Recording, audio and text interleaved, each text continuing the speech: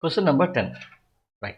So satellite X is in orbit around the Earth. Okay, let us draw the Earth here. This is the Earth. X is in orbit. X is in orbit. Okay. Satellite, identical satellite Y is in a higher orbit. Okay, let us draw one more higher orbit. It's in a higher orbit Y.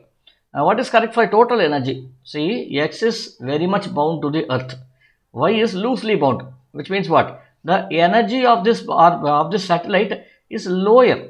Why do I say lower? Because if it was 0, that means it is already not bound to the Earth.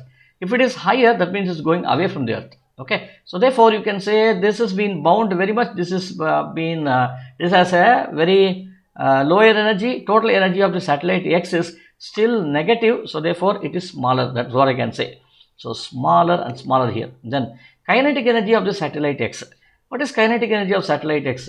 Kinetic energy is given by half mv0 square. V0 is equal to square root of gm by r.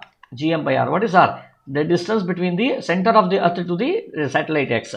So therefore, since this r is lesser than that of y, see for the distance for y, this is much larger. The orbital radius is larger as compared to this.